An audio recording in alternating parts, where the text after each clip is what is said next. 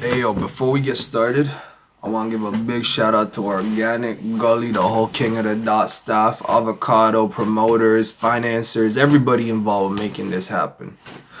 It's a big weekend in battle rap, eh? Let's get to it. Before I go head out to actually get to the events, I thought it might be cool to just lock down my predictions for how I think it's going to go down. And then when we edit this together, let's see how it goes, you know? The first battle is Hollow Charron. I'm edging that 2-1 to Hollow, but I do think it's gonna be a very good battle with a lot of replay value.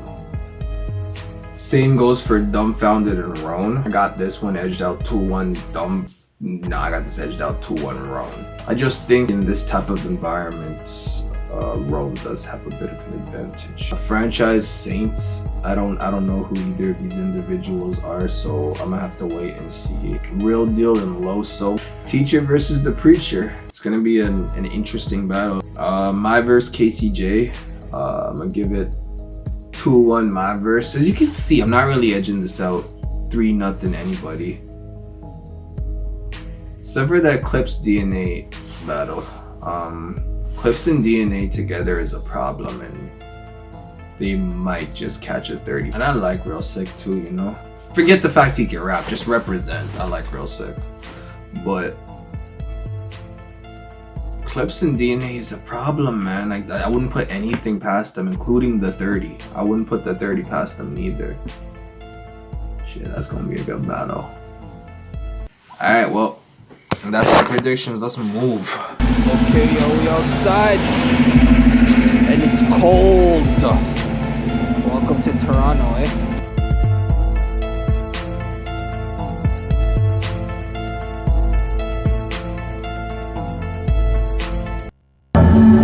This is really, really crazy. And hopefully I am.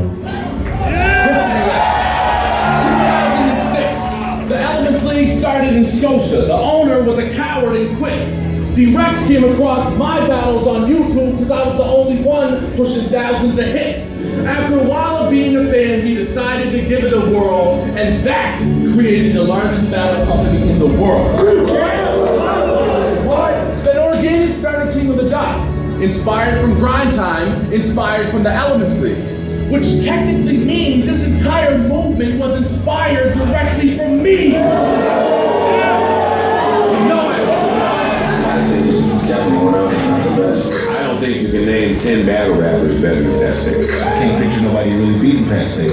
Yo, I just want to send my condolences out to the Pat Stay family and friends. Carve into it with sharp instruments, artistic with the blade. Sticking so far in the sharp, twisting so hard, I rippled your heart on the tip of this. Your arch nemesis better choose your words wisely and articulate. I don't care if you're popping an oxymoron, don't get smart, idiot.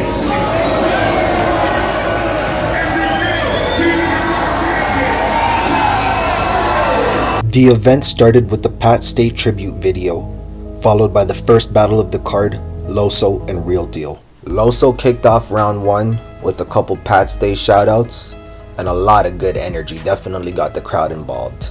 He also had one tight rhyme about Narcos referencing surf. I can't remember it off top, but it was definitely a quotable. It was hot in the building. Real Deal had a solid first round as well, with a nice line about God not liking ugly, and a whole lot of Christian roast going on. There was vivid metaphors, there was wordplay, and who's really the best Florida rapper? Let's talk about it. Overall though, I would still give the first round to Loso, but he did lose a bit of momentum with that second round, since I found most of it to just be filler, more roast, but nothing memorable. Real Deal on the other hand seemed to be building momentum. He continued with the jokes, roasting a torn ACL, but also had bars in there. Off top, one that stood out to me was butterfly to your mouth like the silence of the lamb poster. That's hot. In my opinion, he definitely took crowd control back after losing that first round, and even closed on a nice note. There's 206 bones in the human body and you don't have a violent one.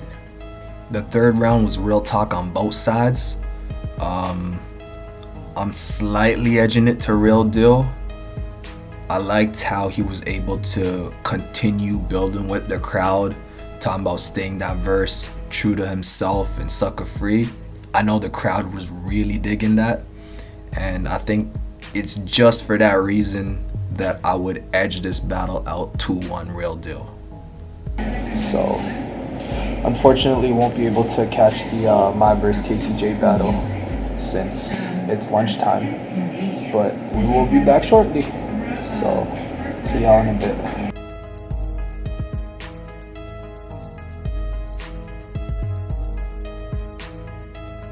Okay, I think it's almost 6 right now. We're heading back, and hopefully I didn't miss too many battles. But yeah, we're heading back right now, and we'll see what's up. When I got back, I talked to a couple people in the crowd. Seems like general consensus was that it was a good battle, entertaining. They did a compliment one, and the crowd in general seemed to be in a good upbeat mood. And yes, that is Smack on Stage. We did have URL come out. Shout out to URL. Shout out to King of the Dot for making that happen. And that leads us right into our next battle, which was the Clips and Real Sick 2-on-2. Make some noise for Lou Castro and Real Sick, yo! Oh shit! Lou Castro, Real Sick is in the building! Give it up one time! Lou Castro, Real Sick! What's up? Now this was a really good battle. I remember thinking live in the event, like, this was setting the bar really high. Real Sick had a tribute verse about Pat Stay, mentioning how Pat took less so that Sick could get more at that point in time. It was really cool to get a behind the scenes look at how people or battlers themselves had interacted with Pat Stay. Clips also had a really good cockatoo rebuttal to one of the Bird verses that was thrown out there. Maybe I'm biased, but I would still give that 3-0 to the fans. Yo, that was a good battle. I'm not gonna say who the winner was. We won, yo. That was a good battle. Next up was Franchise and Saynt. And I'm not gonna lie, I did not have expectations for this battle going in, but they both impressed me. Franchise in round 1 was cooking with bars and aggression, and had the crowd stupid hype off of at least 3 haymakers. And I'm judging that just off crowd reaction, man. The building got loud in there. Saynt had a nice first round as well. I remember one ring go back to LA, Kawhi Leonard. Overall, it was a good round. I also thought he had bars and aggression. It's just, I feel like Franchise edged it out just on delivery and crowd control. I would give that first round to Franchise. Round 2, Franchise opened up with a Billy Boondock scheme. That did not land at all. The crowd was half booing on that. But he was able to regain momentum, started pulling out some nice bars. I remember DE45 vending machine, poke his chest out like a gym rat, slide up like computer chairs. There were bare punchlines in that one. And I think he was able to regain his composure and keep going after that original Billy Boondocks thing fell flat. Saynt choked in his second round in the middle of a Celtics bar, but I do want to salute him because he was able to get it back and finish off the round on a strong note. So I respect that, but I will still give the second round to Franchise. The third was solid all around. Franchise started off with Pat Stay's bars against Charron. The I am the star in alignment, why am I a bigger name than you when you did more than I did? And the crowd was loving it, man. As soon as they started realizing where they've heard these before, they went off, bro. Like, that crowd was in it. I also remember this one bar, everyone getting shot, he get one, he get one, he get one. It's the chicken pox. They like that one too. Saynt, in my opinion, a lot of his bars went over the crowd's head. I caught this one with posthumous, you ain't posthumous, and I don't think a lot of the crowd caught that, but that was a nice bar too. Overall, I'm still giving this round and the entire battle, I guess, to Franchise. But considering the expectations I went in with, I'm a fan of both, bro.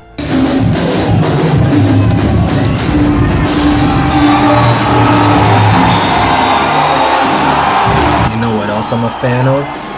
Being able to hold down a secret up until the last minute without having it leak. And this is the end result, man. I had no idea we were gonna get a Diz Hollohan battle. Stupid excited. You can just look at the crowd around. Everybody hype. And in my opinion, this was the battle of the night. Not because of the bars, not because it's some amazing performance, but just the historical impact, man. It felt different in that building. The battle itself was no joke either. Diz limping around and shit. Diz started off with a couple roasts on Hollohan's brand, just the whole hillbilly vibe. Talking about it takes both my legs to put me down. There was a lot of handicapped 1-foot bars, but it did land well with the crowd. One thing I did notice was the chain did mess up the audio a little bit, but it didn't seem to make much of an impact in the building. I'm not sure how that will translate to the video quality on pay-per-view, but that's just something I noticed. It's a very minor detail. Overall, the quality of that round was still amazing. Hollohan did his thing as well. Started his round off with another rap friend is dead. Cortez called and wanted to battle, which the crowd was loving. He did have a couple chokes in there, but was able to get it back just using his charisma. I remember him saying something like, "Sorry guys, it's been a million years," and the crowd was loving that. He also followed up with a throwback bar, just emphasizing the fact that he's been here for a while, back when all of this King of the Dot stuff first started, emphasizing the fact that he's a staple in this culture here. And there was a lot of Pat Stay content and references, but also a number of bars directed to Dizaster as well, such as "Your parents named you Bash here because you got a punchable face," and there's a difference between going unlimited and being timeless. Overall, like I said, feels like one of those battles that left a legacy impact, and it did get emotional at the end. Everybody hugged it out. Big shout out to both of them. Apparently this was a last minute battle, but they both showed up and they both put on a good performance. Much love. I'm giving this one to the fans as well. The next battle on the card was Rone and Dumbfoundead. Rone started off round 1 with a whole lot of Asian jokes, followed it up with more Asian jokes, followed that up with more jokes, but honestly he played into his element really well. One bar where he name dropped Pat Bev, and he said something about if I name dropped Jesus Christ, he would have rose again. And overall, I thought it was a solid round, a lot of comedic value. Dumb had a lot of jokes in his first round as well.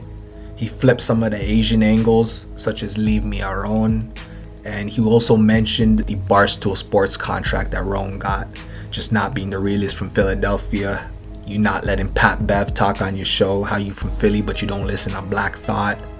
A very creative angle. I haven't heard that before. I do need to double check if Super Bowl is 1 word or 2, but overall I'm giving that first round to Rone regardless. Round 2 kept going with more jokes. There was a good one from Rone talking about dumb as a doornail, but the one that really stood out to me was Dumbfounded's Rone won't take 1 knee for George Floyd, but you take 2 knees for Dave Portnoy. That was funny, bro. That one, I think that was the only reason I would edge out round 2 to Dumbfoundead. That bar was savage. Dumbfoundead also tried an angle about Rone being low-key racist, but that seemed to backfire because in the 3rd round, Rone tackled that amazingly. He ended his 3rd with a random roast of Soulcon and a shout out to Pat Stay, and the crowd was really in tune with it at that point. In my opinion, Dumbfounded's 3rd seemed to be a lot of filler, but it appeared the crowd was lacking it. And I did enjoy that angle where he broke down Rone's thought process when writing. Also, that one bar, "Your status is questionable, maybe AI isn't the answer," was hot. But overall, I would still edge this battle out 2-1 Rone.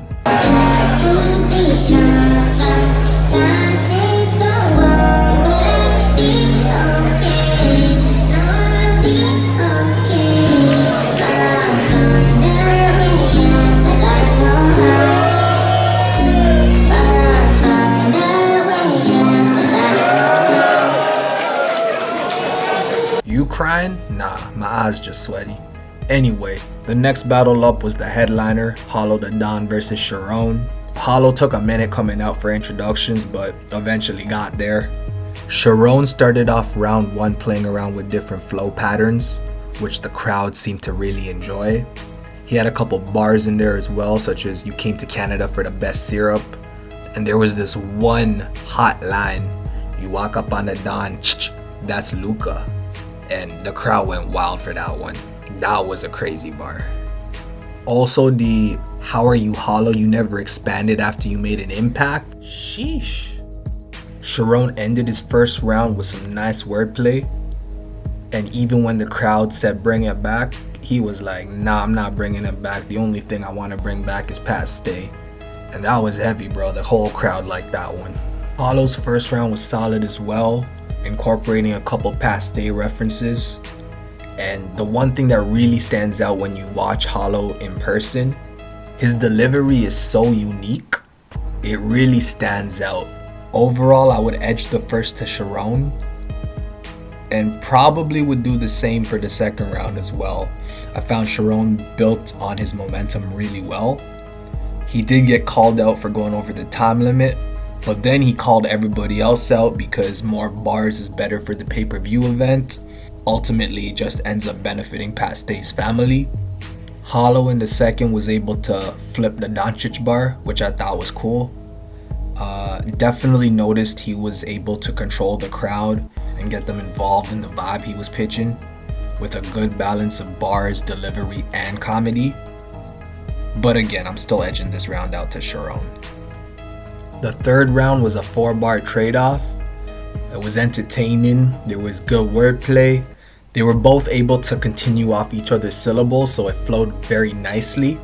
And I felt like the crowd really enjoyed that aspect. It almost brought it back to the old school era of battle rapping where things was just on the fly and you gotta improv your bars out. Super throwback, but definitely worth the watch. That turned into a whole new battle once they brought out Illmac and Jin. Yes, the Jin came back to battle, which was crazy. The first round was nice both ways. Jin had some nice roasts about Illmac's height, which, talking to the mirror, bro, but still, it hit nice. It hit nice in the room. He also had a nice bar about Dizaster prepping for Crooked Eye but getting slumped to a slanted one. Illmac also had a really good first round where he kind of asked the crowd, "How should I get a round off?" And as they started to cheer, he went into his whole story mode. It really reminded me of what he did with Big K that time. There were a couple of mic issues, but big shout out to Jin because he did a great job of keeping the crowd involved while they fixed up. It sort of turned into a compliment battle from that point on, and then switched back to a regular rap battle. It was really interesting to watch. Felt like I was watching something from a different era. Like back in the day, recess, I'm trying to catch that 106 in Park, you know? The event closed with one final shout out to Pat Stay, and in my opinion, this is exactly the way that this card should have gone down. Historic, and hopefully is able to bring some momentum back into the Toronto battle rap scene. Had a great time and can't wait for the next one.